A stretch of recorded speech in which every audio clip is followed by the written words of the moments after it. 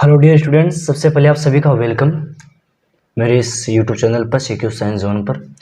और जो हमारी जो अभी एग्ज़ाम है वो नियर बाई है, बस थोड़ा टाइम हमारे पास बचा है।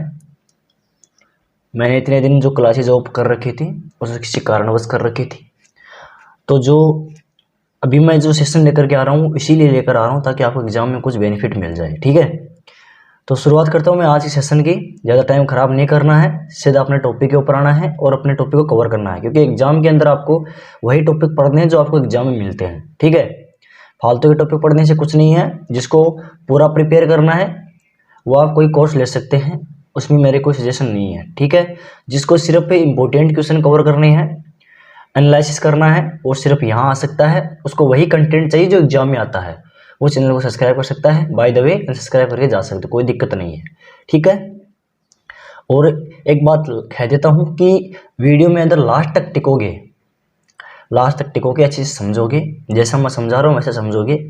कैसा भी समझा रहा हूँ नॉर्मली है, ऐसे बता रहा हूँ, आपको समझना है, क्योंकि आप भी यार बीएससी कर रहे हो, कोई नॉर्मल बात तो है नहीं। आप थोड़े बहुत सेंस तो आपके अंदर भी होना चाहिए, समझने की कैपेसिटी आपके अंदर भी होनी चाहिए। ठीक है, एक आदमी कुछ नहीं कर सकता है, जब दो लोगों का सपोर्ट होता है तभी संभव होता है कुछ ना कुछ। ठीक है, तो आपको आराम से देखना है, पेशेंस रखना है और एंड तक बने रहना है। ठीक है, एक एक चीज़ क्लियर कराऊंगा और इम्पोर्टेंट क्वेश्चन भी लेके आऊँगा आपकी।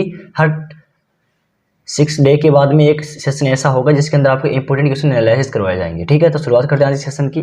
आज का सेशन हमारा जो होने वाला है वो होने वाला आपका जो बीएससी थर्ड ईयर है, चाहे किसी भी सेशन से आप बीएससी थर्ड ईयर है उसका किसी भी यूनिवर्सिटी से है, कोई दिक्कत नहीं है, आराम से ले सकते हो। टॉपिक सभी में सेम है। ठीक है, यूनिट का आगे पीछे हो सकता है।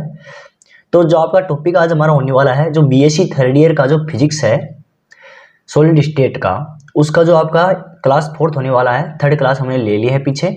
इसके अंदर हमने ऊर्जा के बारे में बात की थी।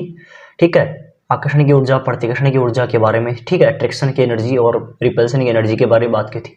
आज हम शुरू करने वाले हैं जो हमारा एक मोस्ट इंपॉर्टेंट पॉइंट जो होने वाला है वो होने वाला है लेनार्ड जोन विभव। जो लेनार्ड जोन पोटेंशियल होता है उसके बारे में थोड़ा सा मैं डिस्कस करने वाला हूँ। उसकी क्या थ्योरी रहती है, क्या इसकी डेरिवेशन रहती है, ठीक है, क्या इसके अंदर यू मिनिमम निकलता है, मतलब ये क्यों यूज किया जाता है, इसके पीछे एक रीजन होता है, उसके बारे में बताता हूँ। ध्यान से देखना है कि समझना है एक एक चीज को। देखिए, परमाणु या अणुओं के बीच में अन्योन्य क्रिया पर आधारित स्थित ऊर्जा ज्ञात करने का एक गणितीय रूप है। अब जो लेनार्ड जोन विभव है वो क्या है, जो एक तो परमाणु होते हैं, एटम होते हैं, और एक होते हैं मॉलिक्यूल्स। एटम्स और मॉलिक्यूल्स जो उनके बीच डिफरेंस है, उनके जो रिएक्शंस होती हैं, जो उनकी पोटेंशियल एनर्जी होती है, उसको फाइंड करने के लिए एक मैथमेटिकल ऑपरेशन होता है, इसको हम यूज करते हैं। उसे क्या कहते हैं, लेनार्ड जोन विभव कहते हैं, लेनार्ड जोन पोटेंशियल कहते हैं। ठीक है, जिसे हम एलजे द्वारा 1924 में दिया गया था। और आपका जो ये लेनार्ड जोन है उनके द्वारा ये 1924 में अंदर दिया गया था, इस्टेब्लिश्ड हो गया था। ठीक है, आगे बात करता हूँ। इसका जो व्यंजक है, इसकी जो डेरिवेशन है उसके बारे में देखते हैं, ये किस प्रकार से हैं, अब ये क्यों काम में लिया गया था। अब जो लेनार्ड जोन विभव था उसका जो मेन मोटिव था यही था कि जो अणु परमाणु के जोड़ों के बीच में जो उनके मध्य जो बॉन्डिंग होती है, उनके अंदर जो मिनिमम जो एनर्जी होती है, कौन सी पोटेंशियल एनर्जी, स्थितिज ऊर्जा, उसका व्यंजक प्राप्त करना है। उसी के लिए ये यूज किया जाता है लेनार्ड जोन विभव। इंपॉर्टेंट है, ध्यान से रखना है, एक एक चीज समझते जाना है। तो एलजे द्वारा किसी भी अणु या परमाणु के जोड़ों की स्थितिज ऊर्जा क्या हो गई थी, उसका ये सूत्र दिया गया था कि यू आर माइनस का अल्फा अपॉन में आर की पावर एन प्लस का बीटा अपॉन में आर की पावर एम। और यहाँ पर लेनार्ड ने लिया था, यहाँ पर एन बराबर था, लेनार्ड ने लिया था 6 और एम बराबर लिया था 12। ठीक है, अब क्या हुआ था, यहां पर हम एन की जगह 6 कर देंगे और आर की जगह कर देंगे 12। ठीक है, तो यू आर बराबर हो जाएगा माइनस का अल्फा अपॉन में आर 6 प्लस में बीटा अपॉन में आर 12। इसको हम इक्वेशन नंबर 1 दे देते हैं।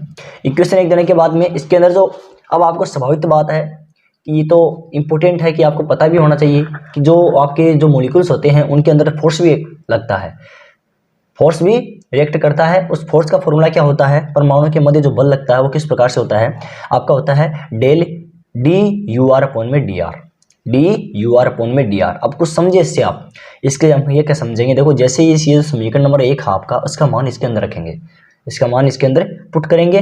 पुट करने के बाद में इसका आर के सापेक्ष में आर के सापेक्ष में क्या करेंगे, डेरिवेटिव करेंगे, अवकलन करेंगे। ठीक है, आगे देखते हैं, समझना है एक एक चीज को। अब देखिए, अब डेरिवेटिव करना है तो एफ बराबर आपका हो जाएगा डी अपॉन में डी आर, डेरिवेटिव हो रहा है आर अपॉन में अल्फा अपॉन में आर की पावर 6 प्लस बीटा अपॉन में आर की पावर 12 है। ठीक है, अब देखो एफ बराबर माइनस आपका कॉमन ले लेंगे बाहर, जिससे क्या हो जाएगा, ये एक्स की पावर एन से हो जाएगा।